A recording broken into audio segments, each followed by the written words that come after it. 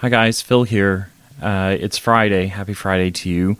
We're bringing you a special episode today. You'll hear how excited we are. We had a chance to talk to a group that had done a buy online, pick up in store BOPIS study, and they've released an infographic called The Future of the Buy. As usual, Kenny and I kind of jump into these things, and we were so excited to jump in and just talk through insights and aha moments. What might be really helpful is for you to go to the episode links and just click on the link so you can follow along or read it yourself.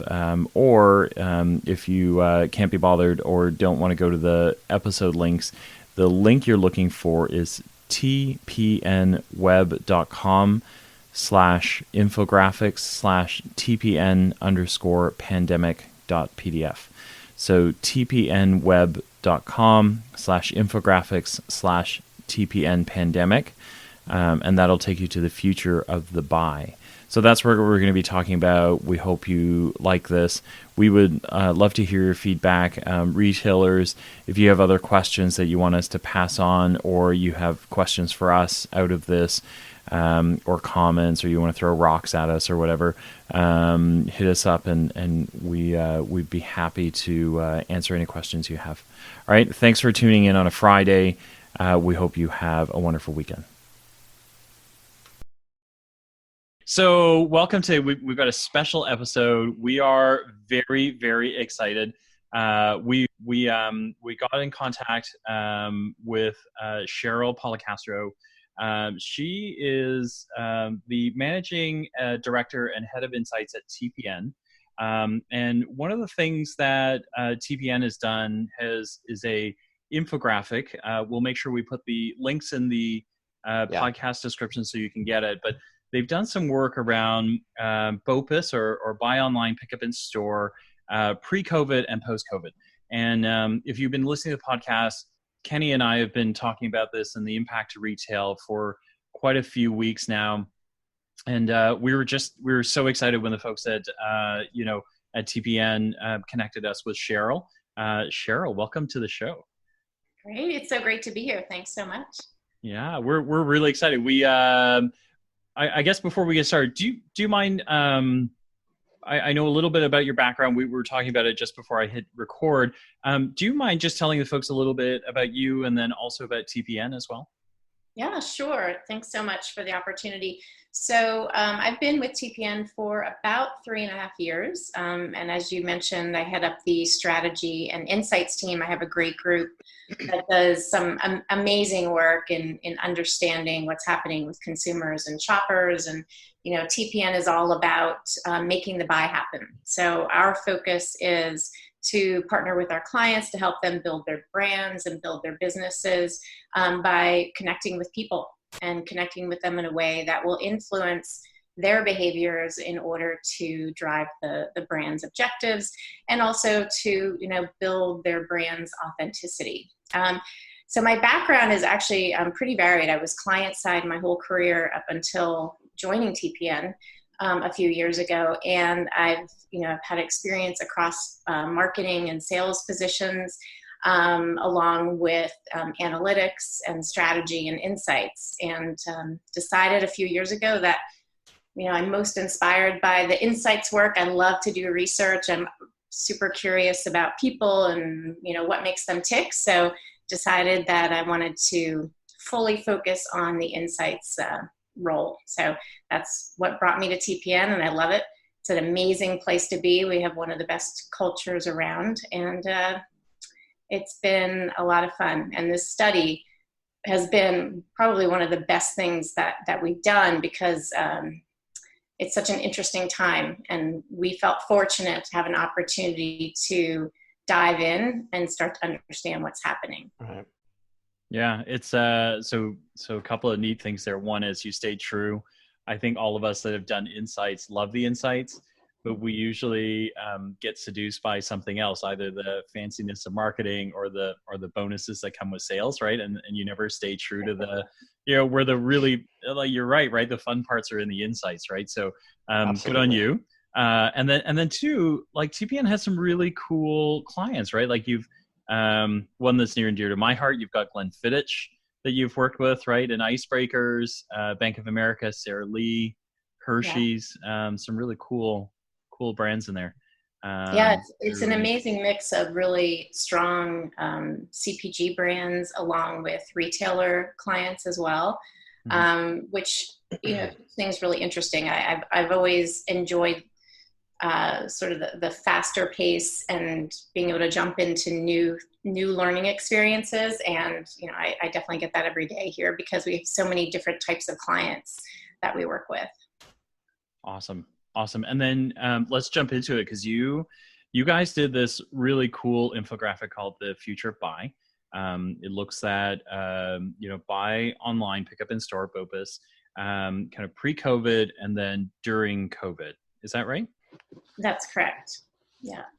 So we had started to look at buy online, pick up in store with a bit more depth last year, because we felt that it was, definitely a growing trend, but then it's also a strategic initiative for many retailers. So it's become a really important part of how they are competing with, Amazon and other e-commerce players. So we felt it was important to look at those shoppers not just as online shoppers, because it's a completely different type of journey, it's a different type of experience. So we had fielded research last year and, had really some really great insight into what the future opportunities could be for BOPIS. And then when the pandemic clearly created this shift in shopping behavior, we thought, well, we should probably try to understand what's happening. And we actually broadened the study a bit to include traditional online shopping for delivery as well. Okay. And we broke the study into parts where we identified who had tried BOPIS for the first time because of the pandemic, and then those who were repeat buyers, because we wanted to, ensure that we were getting a true read on the experience. It's awesome. Kenny, do you have any question? I'm listening through because I'm dying to see where this was. There was some stuff that Phil and I had talked about. We were curious to see before we got too much into the data, because it could play into it. Like, what can you share? Maybe some of the demographics of these folks. Like, do you mean just age, or was it? Yeah, sure. So, the study that we conducted last year was more of a traditional online survey where we recruited based on their shopping behaviors, and due to the nature of the situation and wanting to get into field as quickly as possible, and then also because we had the desire to talk to those new BOPIS users, we actually partnered with one of our vendors who collects receipt data. Okay. And they are able to execute surveys based on shopping behavior. So it kind of eliminates a lot of the screening criteria up front, because they already know their behaviors, which we love, because it absolutely makes the respondents, I guess I would say, more qualified, because they are, clearly have exhibited the behavior that we are seeking. So we partnered with them to field the survey, and really our main criteria was all about how had they been shopping since March 11th? Had they repeated their use of BOPIS? Had they tried it? Or were they shopping online for delivery? And we fielded the study, and it captured a decent sample across all demographics, definitely within age groups, definitely more skewed to females than males. But we did capture, every age range. We even had some seniors who were part of it. And, it's funny because I kept looking at my mother and studying her, because she'll be 80 in December, and she was forced to go online and tried and used BOPIS, and it was interesting to, I was trying not to let her skew my thinking about the research, but it was really fascinating to see her kind of go through the process of learning this new way of shopping after almost 80 years. Oh my gosh. How'd she do? Did she like it? She liked it because it made her feel safe. and she's super organized and a big time planner. So she was able to sort of figure out how to get around some of the logistical issues. And, she would plan ahead and say, okay, they didn't give me ketchup the last 2 times. I'm going to order 2 bottles this time and see what I get. Oh, so she figured it out. Okay. Yeah, she did. She adapted her behaviors based on her experiences. So she was, and we did, she's not far away, about an hour and a half away. So we did fill in for her with a few trips. Right. That helps. Yeah. That's fascinating. We, so Kenny and I, Kenny and I just got really excited when we started looking through because I don't think it was what we expected. Yeah. To some degree. I mean, definitively know a lot because, you have traditional, you have BOPIS, and you have online. So what you said. And I was thinking, I got to the second page, and I saw the scale. So on the second page, for those who can't see the screen, it's a positive, negative experience. And this teeter-totter is very heavy on the not so pleasant side of life. Yeah. And I thought, wow, that's interesting. Yeah, no, what was great for us was we kept hearing stories about, it's challenging. I'm not getting everything I ordered. It's delayed. And, you start to think, well, maybe you're only hearing the bad stories, right? So the it was really important to us that we quantify, like, what's really going on out there. So we weren't surprised necessarily by the reactions. I think we were surprised by the levels. So, we had 40% on some of those where they just weren't getting what they needed.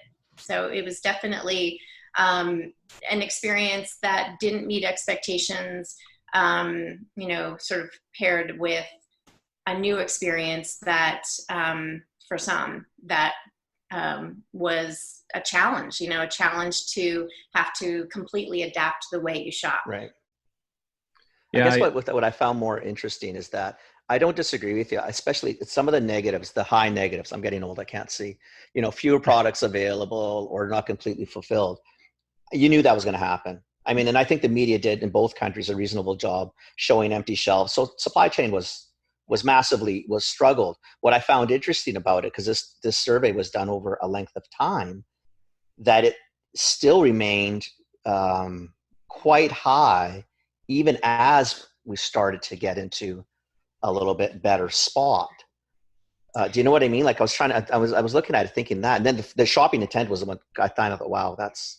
Yeah. Wow. So I think, that was for us, we designed the study to ensure that we could gauge future intent without relying solely on the answers that they gave. So, a lot of times it's very difficult for respondents to identify, oh, this is what I plan to do in the future, and then actually follow through with it. So we did 2 things. We designed the questionnaire to help us get at what was going on with their experience and how they felt about it, and did a lot of that in the upfront before we got into the future intent. And then we were able to glean from that, is this really what they're thinking that they're going to do? And then the second thing that we did was, because we were working with a vendor that we have an ongoing relationship with, we were actually able to create a group within the database to be able to track their behaviors going forward. So we'll be able to start to see how those behaviors, shift as a group, not necessarily individually, but as a group, is what they intend to do what does it match end up doing. So right.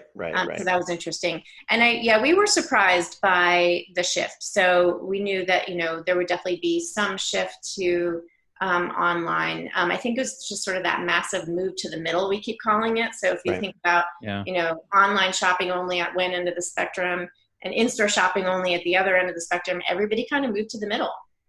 And that bar in the middle, if anybody's looking at the infographic, with, showing that massive increase to shopping equally in store and online, was really fascinating for us. And, a bit validating, because I think we all see the motivations behind shopping online and the incredible importance of having the right online offering and presence and, you know, ability to connect with those shoppers. But we also see just this tendency even across the generations to have a desire to go in that store, you know, and that really is not necessarily changing, I think, as quickly as a lot of people predicted. So hard to break habits. Yeah, it hard is. to break And habits.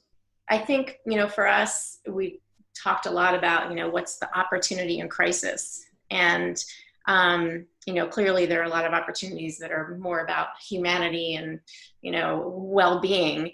But from a business standpoint, you know, we see this as sort of opening up this amazing opportunity because people are shifting online, but we're seeing this opportunity to change that online experience. And I think that's ultimately where a lot of the learnings will be incorporated for us.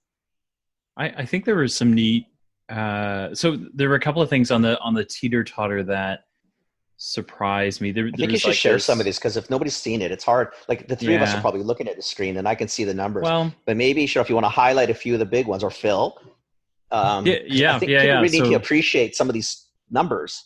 We've definitely jumped in it because we're pretty excited to have Cheryl. Oh, we're excited.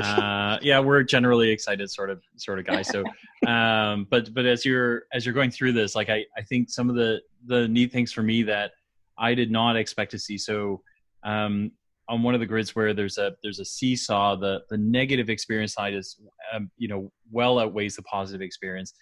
9% expected it to happen exactly as expected, and that was on the negative side, which like surprised me greatly. And then the one that worried me more was that like only 11% bought new items, and then 11% of you know bought more, which definitely is not my online experience. I bought more and I bought new, and my Visa statement looks very it's very online build and quite large, but so those kind of surprised me a little bit too.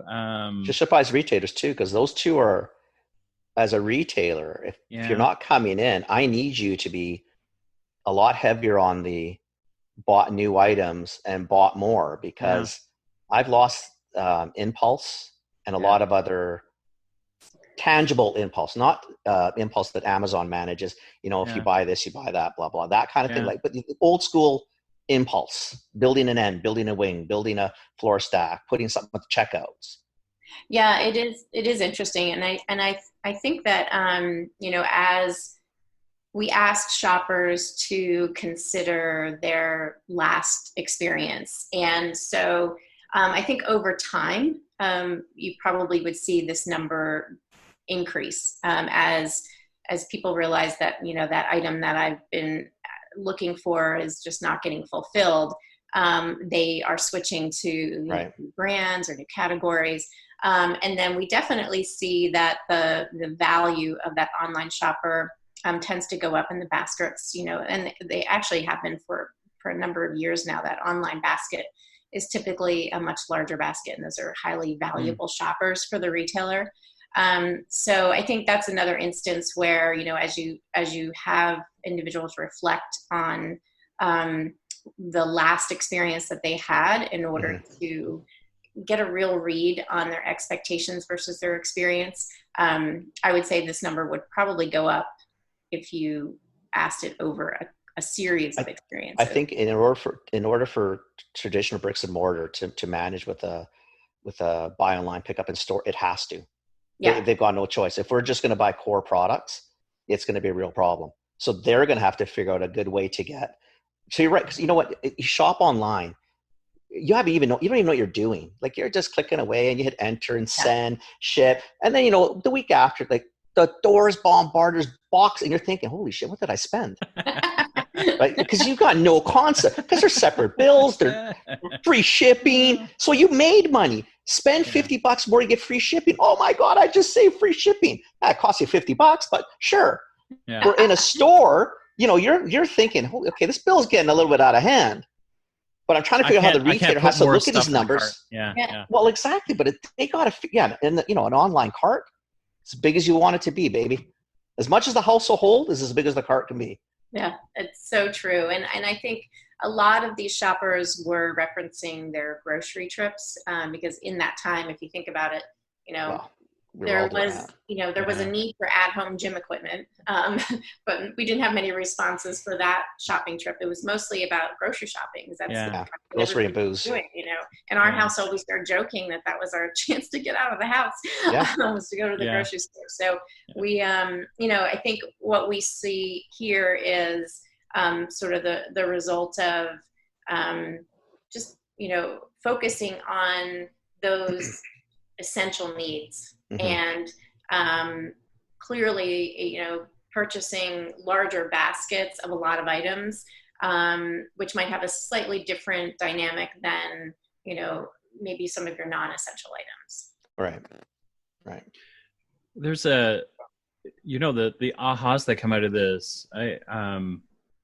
The one for me that stood out is that even with the COVID and social distancing and all that stuff and staying at home, the retailers have a problem with, their experience of buy online, pick up in store. It's not very great.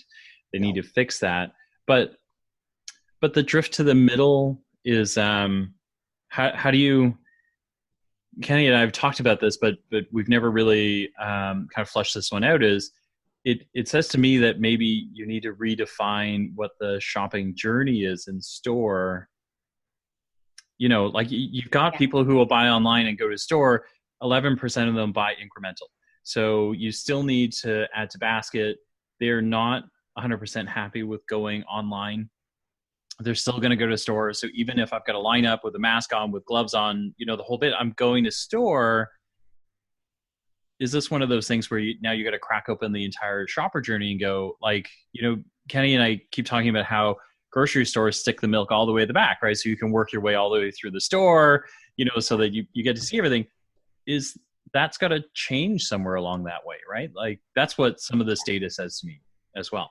I mean, I think that's what's kind of exciting about this is it sort of forces both brands and retailers to pause and say, okay, what's happening now, and how is this going to play out in 6 months and in a year from now as well. So, what we see, I mean, clearly for the retailers, they have to fix those logistical issues and retain those trialists if they want to compete. We did see in other research where the criteria for retailer selection completely changed, like not quite overnight, but almost overnight, where shoppers were looking to say, okay, well, where can I have the most efficient shopping trip?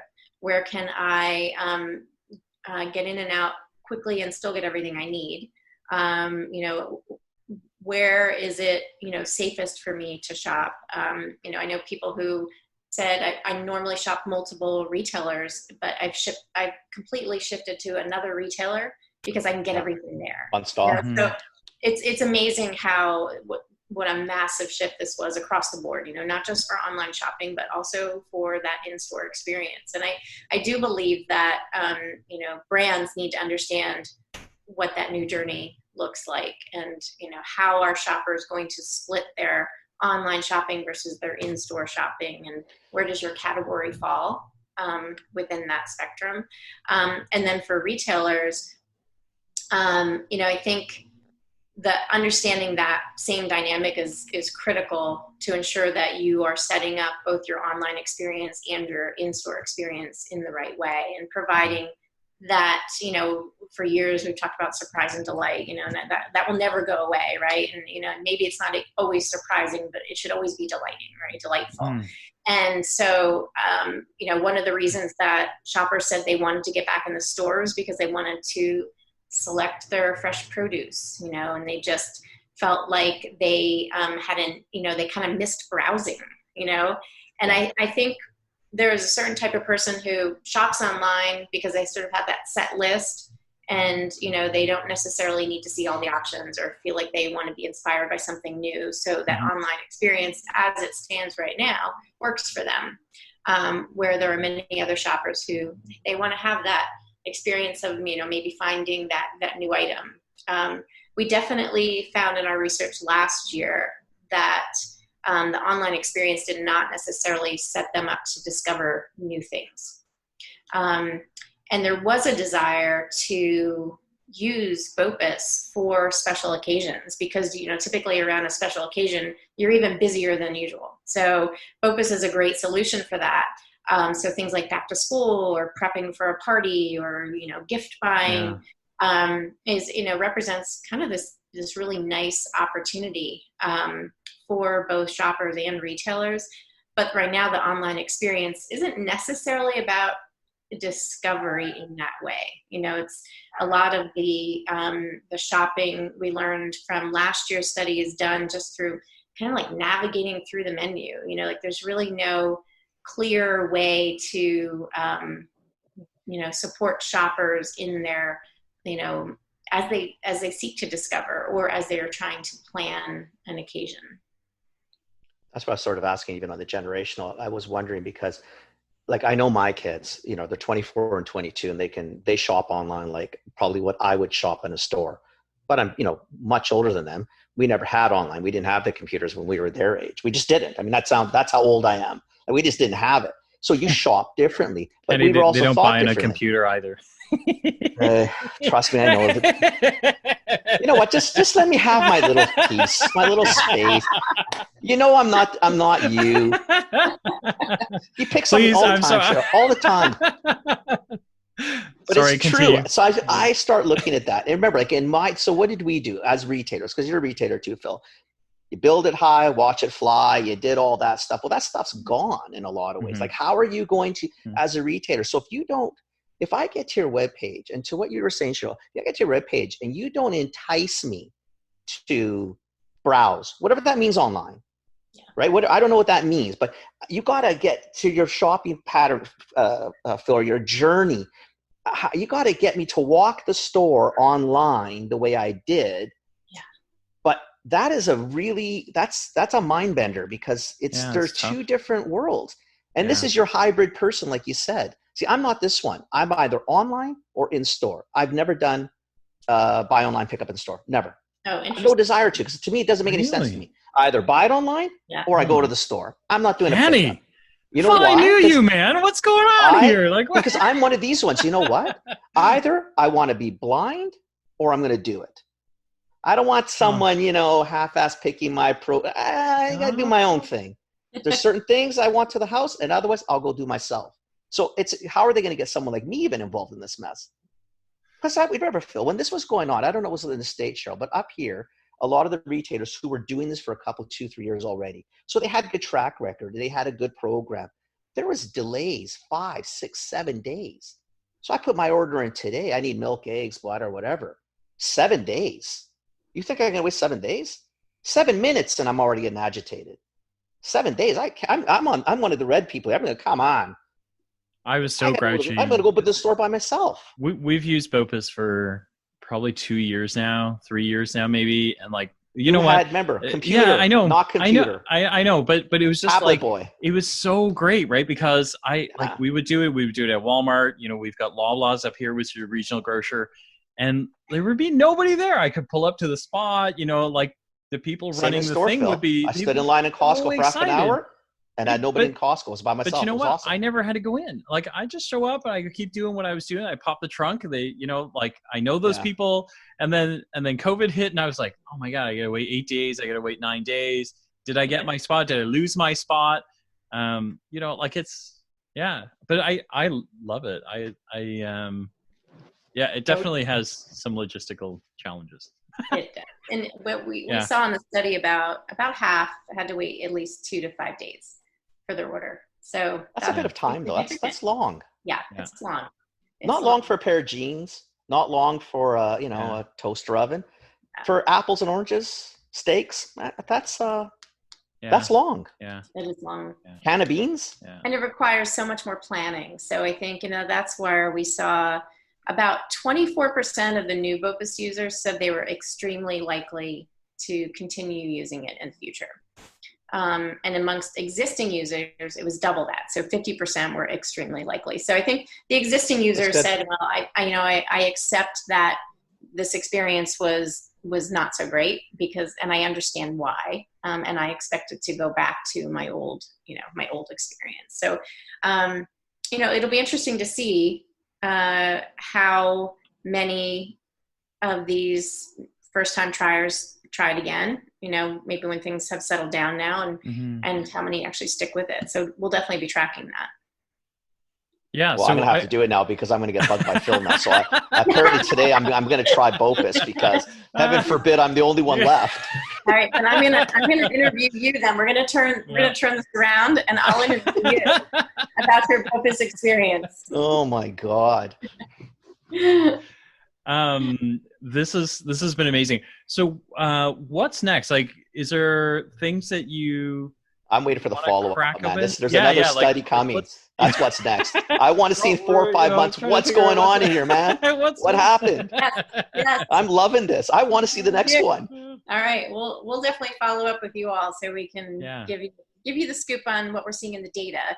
And then hopefully we'll be fielding another study so we can continue to track it. So now we have a good baseline from last year.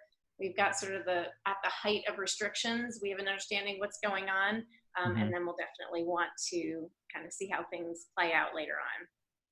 Yeah, very cool. It'll be interesting to see how much of the BOPIS stuff comes into play. If people are buying into second wave, and lockdown in the fall. We could just get out of the first wave. I know we're limping and scratching our way out of the first wave, but right. What does fall look like? But what does fall look like? Maybe I'm BOPIS in the fall, Phil. Maybe I join. Maybe you Cheryl, practice now, so you're ready for BOPIS in the fall. You know what it was? I was waiting for the supply chain to catch up. So really, I was more respectful than you two. Kenny, I was giving the stores a chance to kind of get back into, that's the difference. That's what comes with age. It's just different. Well, it's interesting because you've brought up age a couple times, and for those shoppers who intend to do both, are largely your Gen X and your millennials. Really?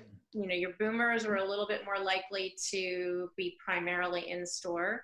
But and even Gen Z was thinking that they're kind of going to be towards that in that middle section of equally split between the two. Really? Okay. So it is interesting. I mean, there's definitely a slight skew when it comes to age, but it's not quite as big as you would expect. It's curious. I think Cheryl just politely said that you're behind, Kenny. We already knew that. Okay. Our listeners already know that. Cheryl just figured it out clearly. And you don't help me at all. No. She just called it out. She called it out 37 minutes in, but I don't think Same. Still not quite understanding it, but it's all good in the hood. I just love. See, I'm from the retail. All I want to know is if I'm a retailer, all I'd want to know, how do I get you to buy more and how do I get you to shop new? I don't care about much of the rest outside of you're going to use this, fantastic, but I need you need to hunt. You need to shop my store like you did. How do I do that? Because that's going to be the trick to this. Because otherwise, to me, when I read this in the grand scheme of it, I worry about, I worry about traditional retail in a lot of ways. Because if you can't get your shit together soon, you're going to have one hell of a ride, my friends. And I think, the safety concerns will continue. For sure. That was the big driver of not wanting to get back in store, that's sort of the gateway, right? If shoppers feel safe, they'll go back in. We are seeing in the data that I think the latest data we looked at, shopping trips were split 65% in store, 35% online. So we are seeing, people are definitely getting back into the stores. But I think, it's really clear that, every brand and every retailer needs that integrated strategy. They need to understand how their shoppers are shopping online versus in store and, delivering on what those needs are. And there's an amazing opportunity for retailers to differentiate based on their online experience. And I don't know, I don't know if they were in Canada or not, but there was a vendor here in the US who back in 10 years ago, maybe now, they did every retailer's website and every retailer's app. And so they all kind of looked the same. So there was not a whole lot of, it was their way of kind of getting in and having that online presence, which was the right first step. But now there's this amazing opportunity, and actually would be really, it's really fun stuff to work on actually, is to figure out how to differentiate their experiences from one another, and how do you bring that feeling that they have in store online? It's super exciting. It's a good time. It really is. If you're a smart retailer, like this could be like just windfall. And if you're not, you may join the ranks. You got Bed Bath and Beyond, they just went sideways. David's Tea. David's Tea shutting down stores again. So specialized. Remember, like everybody wanted boutique and specialized, and you wanted to feel special, and nobody wanted department stores and generalists. And as soon as this thing hit, everybody wants the generalist. Nobody wants to shop more than they have to, and it's specific. It's funny, right? Yeah. And it's been 3 months, 4 months. Yeah. And it's completely turned this world upside down. Yeah, it's interesting because one of the things we did ask in the survey was, will shopping in store make you feel like things are normal again? And we had a decent, off the top of my head, I feel like it was 20% agreed with that. So it wasn't as many as I was expecting, but there's definitely there will be something that will change, I think, in every person's life, shopping related or not, coming out of this. So that definitely is, there's never a better time to do research, which I know you all love research too. I love this. That's why we're so excited. Never a better time to be doing research, and it needs to be continuous. So. Yay. No, the timing of this is fantastic. You can come back on with new research anytime. Anytime. You just let us know. And, anytime. That's a good reason for us to keep doing it. So yay. No, super exciting. And I can't wait to share this, because it's hard. I feel bad sometimes for the listeners, because, I'm flipping up and down the PDF and looking, we're talking. Yeah. And I'm sure people are thinking, that's great. You guys are all excited about these numbers. What numbers? So no. To share this. We'll put it in the podcast notes, and then you guys, it's fantastic. We'll make sure people actually look at it first before. They, great conversation piece. Really good. I really, fascinating. Yeah, great. Thank you so much. So Cheryl, thank you for coming on the show. Do you want to tell folks how they can find you and TPN? Oh, absolutely. Sure. So, I think you all are going to post the link to the infographic, which is on our website. And within that website, you can actually contact us directly through the website, and it'll put you in touch with someone who can, help with whatever questions you might have, either about the research or about TPN. And, I'd absolutely love to hear from anyone and everyone who wants to talk about what's happening with shopping, what's happening with this research. Okay. So, and the website is tpnretail.com, right? Correct. Is that right? Yes. Okay. Yeah, that's right. Yeah, fantastic. You got it. So we'll put the website in the show notes. Is it okay if I put your LinkedIn in there as well? Absolutely. Yeah. Okay. That's great. So we'll put Cheryl's information in the podcast notes as well. And then infographic will be there. Yay. They'll have a follow-up podcast late in the fall when we get the next batch of data. So new data. We'll see if all these dinosaurs like me have gone to this or what we've done. Kenny's gonna screw up all the BOPIS results now. I'm just going to do it. I'm just going to do it to prove a point to you two, and I'm just going to do it. And I'm going to go online, and I'm going to complain or do whatever I want, and I'm going to skew numbers just for funsies. One of the other things that we do at TPN are customer experience tours, where and you'll see them on our website as well, where we go out and we capture video of people who work at TPNers, experiencing innovative retail experiences. So, we have offices in Chicago and New York and Dallas and San Francisco. So we're surrounded by a lot of the really cool pop-ups and things that that's awesome. And we have such passion for this, this space, and a lot of really curious people. So I think what I would like to see is for Ken to do a video of his BOPIS experience, and we'll include it in our next customer experience. Yes. Oh, geez, I got to. Cheryl, I'm in. I will help you any way I can. Now. Oh my God. I'll do Kenny, it. I'll send you some spyware. You just install it, and then Cheryl. Yeah. I will do this. Now you guys got me so. Now I'm thinking, okay, I'm going to prove a point. I'm going to do this because I have a shopping list in my head that I have to get done, and I don't want to leave if I don't have to. Dude, so let's talk I might after. even do it today. I'm going to give you some software. I'll give you some software to install that'll help you record your screens and everything. Just install and I don't have to do anything like that. Yeah. No, I'm serious. We'll record your screen so we get to see it. You can talk to your heart's delight. You can take shots at Cheryl and I, and then we get to see. I'll be nice to Cheryl. You are going to get burned. I'll be nice to Cheryl though. You're in big trouble, man. Cheryl, thank you so much. Thanks so much for doing that. Was a lot of fun. I really, it's a great. I can't wait for people to see what you've done. And you clearly have a lot of fun. So. No, it's all good, man. Thank you. All right. Thanks so much. See you later. Thank you. Thank you. Bye. Bye.